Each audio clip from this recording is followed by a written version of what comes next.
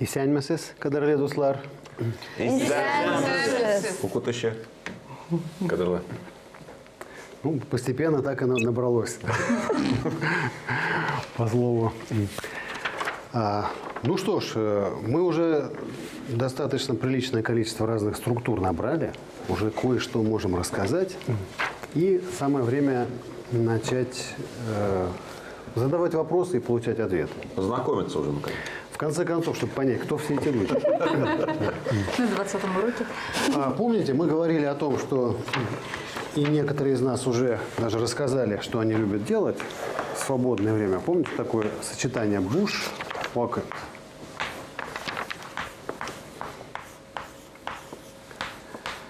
Это свободное время. Еще один вид деятельности у человека, помимо свободного времени, это его профессия. Это менее популярное слово, чем свободное время, наверное. Но, тем не менее, его надо знать. Хенер. Хенер. То есть, как сказать, моя профессия вот такая-то. Хенерем такая-то. И попробуем задать вопросы, связанные и с одним и с другим вариантом.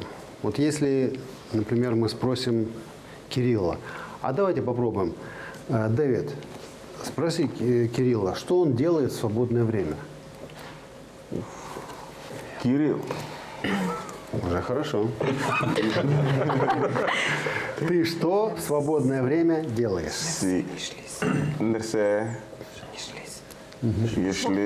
Сначала. Бушбакит. Вакетта. Еш. Да, помнишь, что здесь надо поставить вот это, когда вовремя. А где Мерсе тут поставили? Кирилл, Мерсе бушвакта не шлисен. Кирилл. Мерсе бушвакта erschließen. Мне кажется, Как угроза прозвучала. буш вакатем, Вакетта. менен буш вакатта, Юг. мин уен каралар жиям. Музыкаль инструментлар. Күрсәтәләр. Бу мәсәлән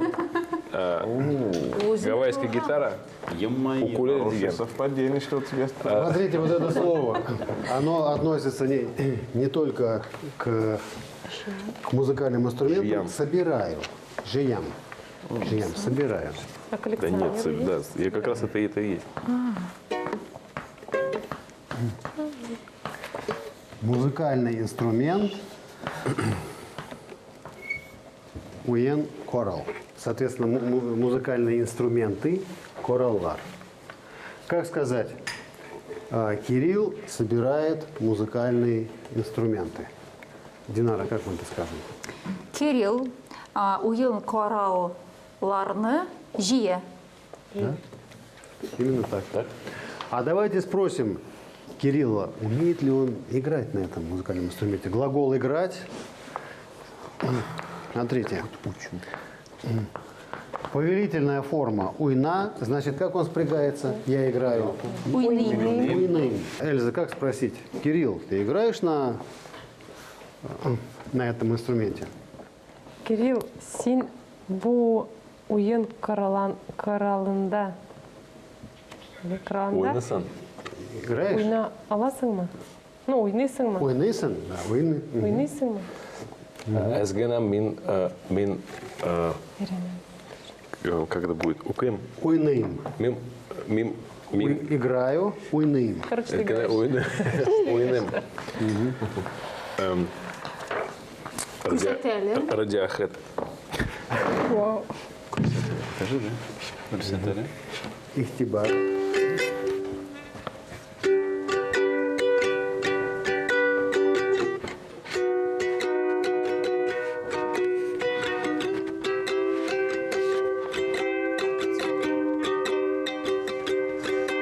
Someone creep.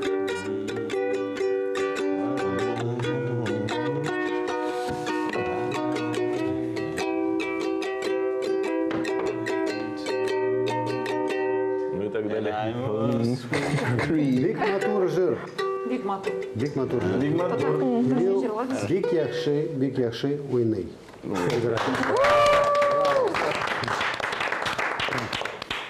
Рахмет. Значит, еще раз. Соберем, что у нас здесь прозвучало. Жиям, жиярга – это собирать. Уен корал – это музыкальный инструмент. Соответственно, если инструменты, то добавляем лар. Можно всем предложением, чтобы вот Кирилл вот и Ну-ка. вот такой. Давайте произнесем его. Кирилл. Все. Уен Каралар. Да. Жие. И все. А, Вот он. Is that easy? Значит, Кирилл собирает музыкальные инструменты. А если играет, то что получается? Уйный. Каралар уйный. Корала уйный. А как? А если задать вопрос, на каком музыкальном инструменте ты играешь? Помните, какой? Нинди. Инди? Да. Как спросить Альфинур? Кирилл, сен нинди уен каралардан уйныйсын? Фортепиано. Как переводить, я не знаю. Да не надо. Оставляй. Фортепиано, видимо, не переводится. Фортепиано, да. Табын бармы? Фортепиано, да. Пианино, да. Да. Вот так вот.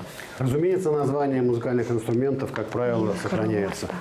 Единственное, что мы добавляем, это либо окончание множественного числа, либо соответствующий падеж, либо притяжательную форму. Уйнагас Гармоннар. Программа такая была. Да. Сыграем на гармонии. Да? Хенер, напомню, это профессия, работа. Как спросить, Арина? Давайте, например, спросим Эльзу. Какая у вас профессия? Какая у вас работа? Эльза. Нерсе или нищек? Ну, нет, если мы спросим, какая профессия, то какое это нинди. А ваша профессия, что у нас здесь? Эльза, сезнен кенерегез нинди.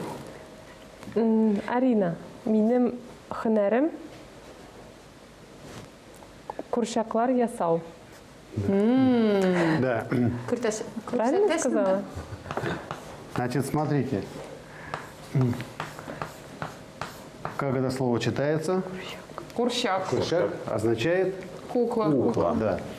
И опять, вот так же, как мы говорили про рисунки и про многое другое, делать что-то, создавать, производить. Ясейм. Курчак ясейм. Или курчаклар ясейм. А, Я просто, делаю- значит, ми Да. курчаклар ясау. Да, да. А как спросить, можем ли мы их увидеть? Может, просто красотели? Конечно, можно сказать всегда попроще. Эльза, а без аларны? Видеть, куря, можем. Не, аласызма, вот если алабызма, Но это будет можем, Да. а увидеть сначала. Курелопс. Кюре, куре алабызма, да. И все вместе плавно. Эльза, сес без аларны, куре алабызма? Әйе, сіз аларны күрә аласыз. Мин аларны алып Бик килдем. кызык. Бик кызык. Нинди мату. О, Спросите, как ее зовут? Матур. анын эсеме нишек? Сейчас она сама вам ответит. Она татарча баляма? Татарша беле.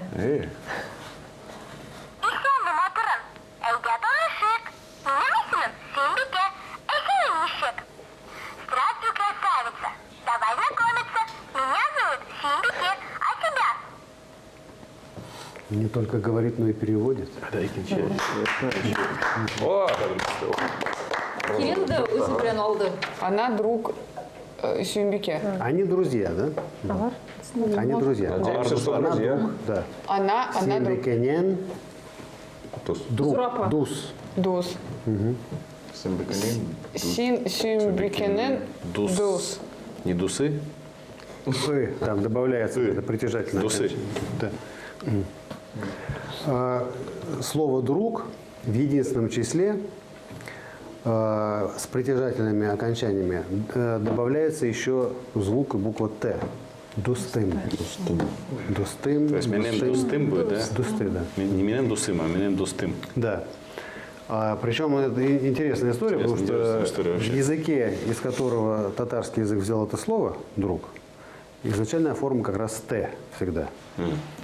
А в татарском языке «т» потерялось в остальных формах. Но в притяжательных формах единственного числа, то есть «мой друг», «твой друг», она восстанавливается. Дустым, дустым и так далее. А откуда пришло слово? Фарси. Как спросить? Эти куклы нам очень нравятся. Не спросить, а сказать. Bu kurşaklar bizge nek oşay. Ошей, да? Oşay, oşaylar. В принципе, полная форма – это ошейлар, но в разговорной речи третье лицо множественного числа очень часто вот это лар, ляр теряет. То есть оно, в принципе, есть, но в разговорной речи всегда стремится к максимальной экономии. И они, это можно сказать и олалар, там и киляляр, но и ола, и киля тоже можно услышать, и, в принципе, это допустимо. Какого цвета платье, как мы скажем? Нинди. Алсу. Их платье какого цвета? Аларнын Аларнын Көлмек. күлмек. Külmekler. Külmekleri. Кюльмеклере. Да, А притяжательная форма, множественное число, притяжательное. аларнын күлмеклері нинди. Нинди что? Нинди тес. тесне. Тесте. Тесте. Тесте, да? Нини тесте. Тесте. Аларнын күлмеклері нинди тесте. Да, Дэвид, какого цвета платье у кукол? Их платье такого. Ны. Аларны, как платье? Аларны кюльмек. Күлмеклері. Аларны кюльмек нерне, нелне. Ре, Алсу. хэм, Зенгер. Yeşil. Hem yeşil. зеленый, яшель. Еше. Hem yeşil. Смотри, вот это союз Точно, «и». ешел, да. Хэм – это союз «и». Алсу, хэм, яшель. Розовый и зеленый. Как мы скажем, Кирилл, эти куклы говорят по-татарски. Bu... Как кукол-то будут? Bu kurşaklar. Alar tatarşa söyleşe. Или сюля-шеляр, да, вот мы только что мы говорили, что Да, в принципе сюля-шеляр, но и достаточно будет сюля-ше просто. Причем, когда мы называем какой-то язык, на каком говорит,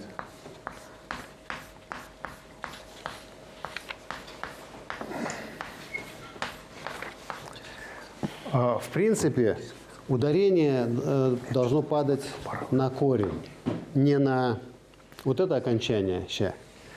Но, учитывая то, что мы знаем, что вот это ударение в татарском языке не очень ярко выраженное, такое распределенное, иногда можно услышать, как будто ударение смещается на последний слог. Хотя это русща, татарща, инглисща, английский, русский, татарский. Вот. Когда же речь идет о сочетании, там, татарский язык, само слово «язык» как будет? Tel. Да, то есть основа этого существительного просто «тель». Но происходит такое явление, когда соединяются либо два существительных, либо слово, которое приобретает функцию и свойства существительного, то у нас возникает притяжательное окончание. Татар-теле.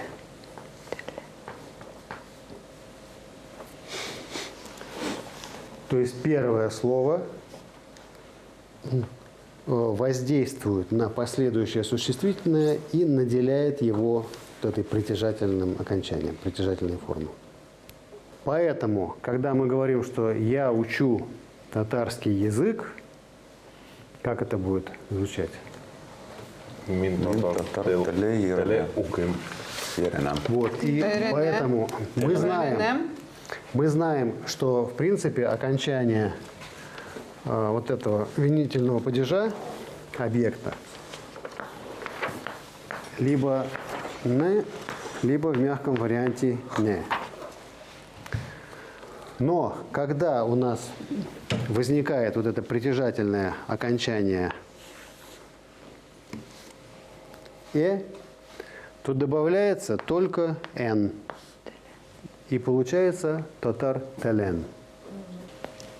Для вашего удобства и для фонетического комфорта. То есть помните, да, стандартно, когда окончание вот этого винительного падежа, твердый вариант «не», мягкий «не». Но когда у нас возникает притяжательное окончание Дмитрий, получается телен?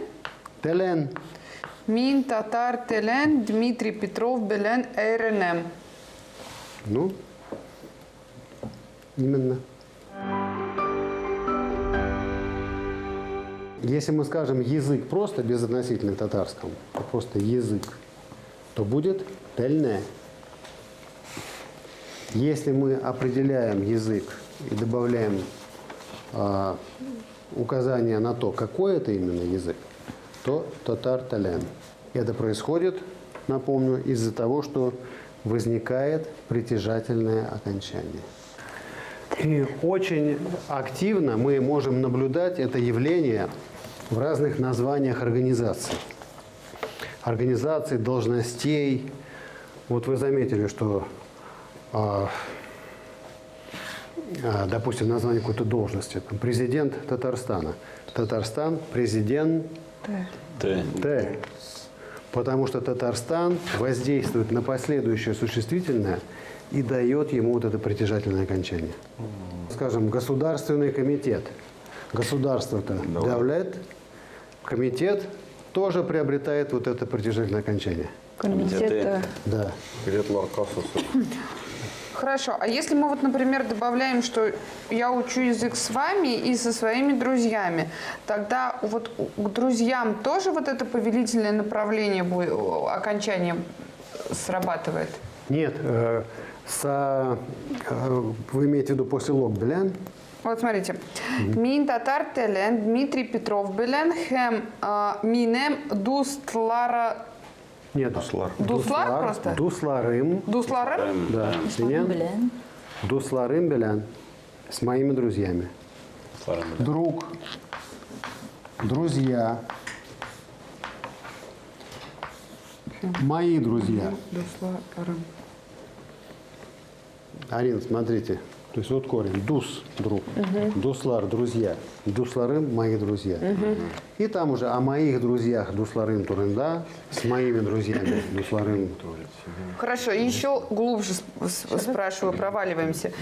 Мин татар телен, Дмитрий Петров белен, хем дусларым белен. Эйренем. Если я в этом случае не скажу минем, то уже окончание само по себе покажет, что это мои друзья. Конечно. Вот это «м» у нас уже показывает, что это мои. То есть я могу минем уже не использовать. Да. Вот минем можно жертвовать, вот этим нельзя жертвовать. То есть это более принципиально, приоритетно.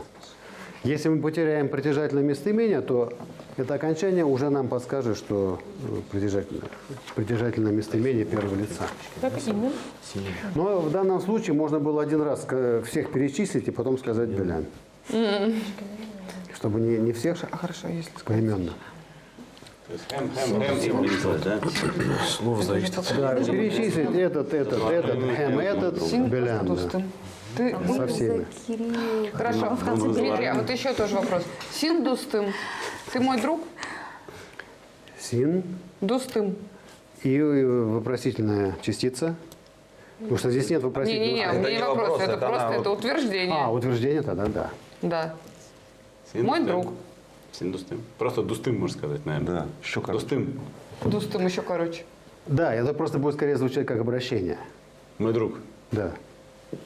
Как у Пушкина. А у нас так нет, я ни разу не слышала, чтобы они обращались к дустым. А Дус слышала? Нет, дус, слушай, когда Говорят же Руслан- Матурам, например. Матурым слышал. Нет, ну, Киляля? вообще надо признать, что на любом языке достаточно редкое обращение «мой друг». Да. Друзья, это как бы звучит более официально, когда ты начинаешь Друзья, Это вообще не да. друзья. Да, а просто так вот к человеку, вот просто так к человеку, которого ты считаешь своим другом, обратиться, мой друг, он заподозрит что-то неладное. На этом мы заканчиваем наше занятие. Сау Булыгас. Дуслым.